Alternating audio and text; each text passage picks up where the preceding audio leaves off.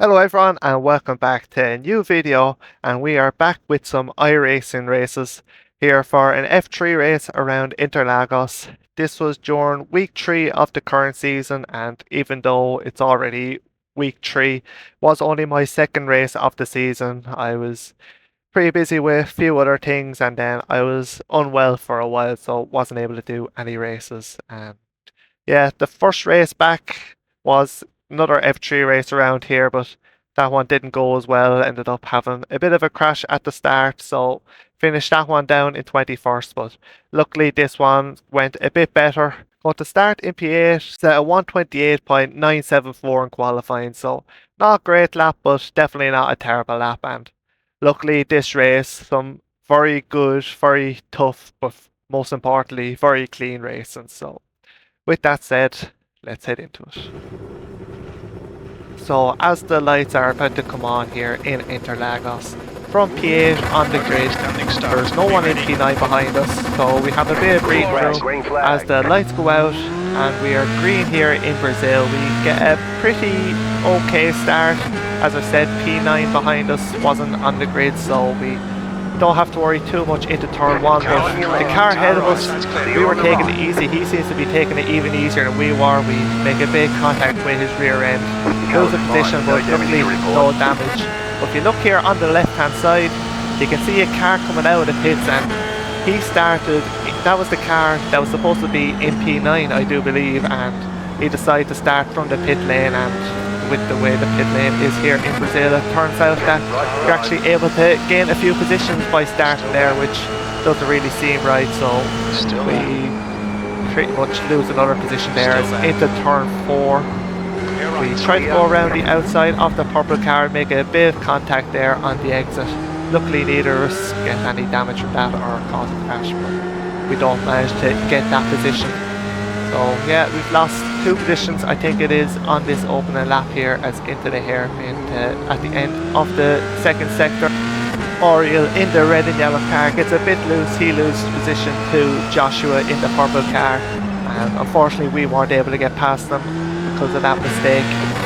But this is a car that we're going to become pretty familiar with over the course of this race as we head now through the left hand kinks on the main straight as we head up to end this first lap and see what position we're in. I believe we're going to be in P10, started P8, so unfortunately we lost a couple of positions on this opening lap, but it's a long race and there's plenty of time to try and make those positions and maybe even more back.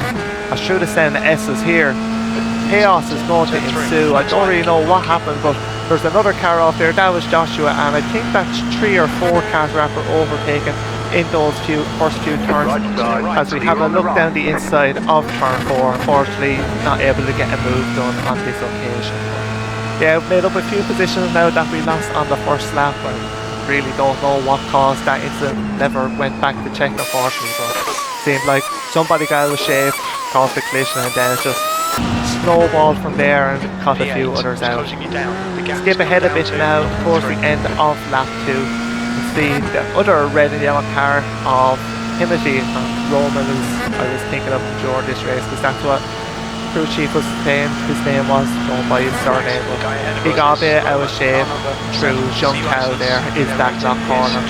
Oriel gets past him and now they're going side by side once again as he tries to re-challenge into turn 1. Timothy gets run wide. We try to go down the inside, we make a big contact. Luckily we don't spin, and then on the exit of turn 2, Pierre behind us, he tries to go for a move but wasn't able to get the run as my car was just kind of in the way. But out at turn 3 on the run down to turn 4 then he has more momentum, so he decided to defend the inside line, trying to hold this position, and luckily we do. He brakes later, tries to carry it around the outside, but we were able to keep position and remain in P7.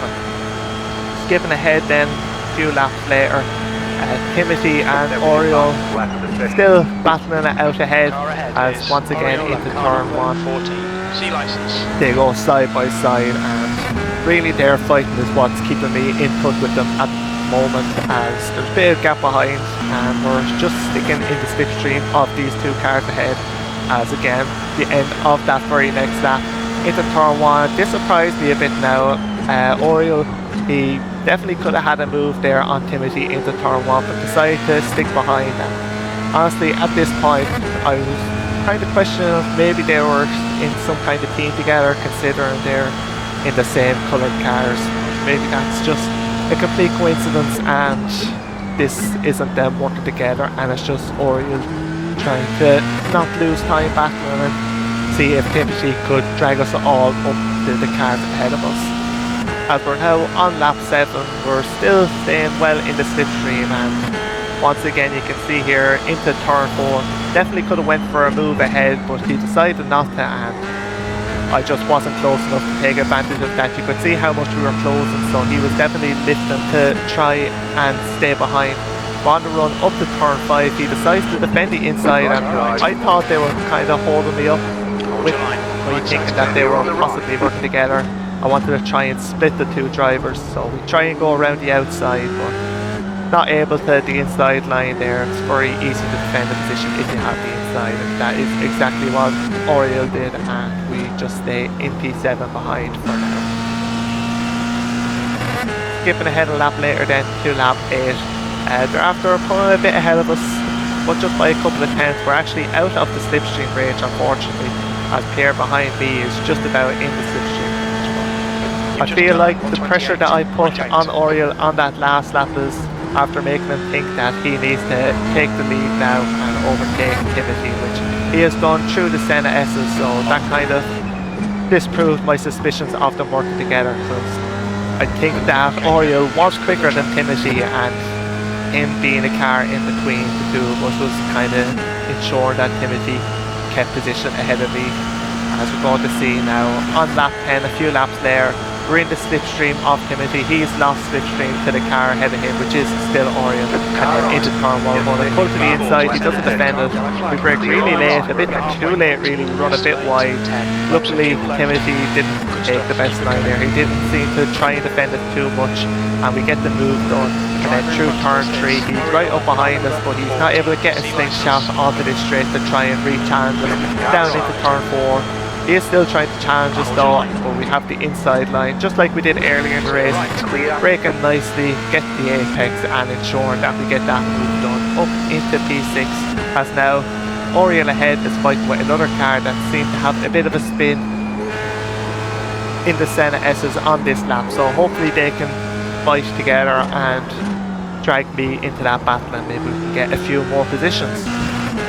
But unfortunately that isn't what happened, and the two cars ahead just continued to slowly pull away, and for us, we're going to come home to finish in P6. We didn't really come under too much pressure from any of the cars behind it, and it was a pretty boring and pretty simple last few laps. But as we're coming through the first turn now on this cool down lap, you can see here that I go to overtake Oriel and he decides to just turn into me, and I really had no idea what that was about. And you can see here on the chat that he claimed that I ruined his race. I didn't know what he was on about because I didn't have any major incident with him, before he realised that it was actually somebody else. So this is just a reminder for everybody that even after the checker flag, the sporting code does still prohibit intentional wrecking of other cars, and especially in retaliation to incidents. And even if I had made contact or had a collision with Oriel, wrecking somebody is still very, very much frowned upon. It is always better to let your emotions cool down before you do anything that you might regret.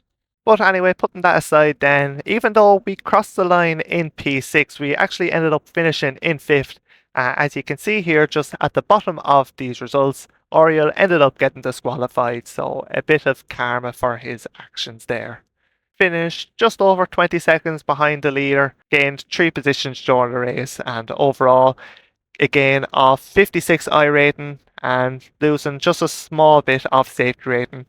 And even though we only had 2 incident points during the race for a few off tracks, got 4x for that crash after the flag, and that seems to have cost us some safety rating, but it's not really important as we still have a nice healthy chunk of it there with 2.42. But that's it for this video. Until the next one, thanks for watching. See you then.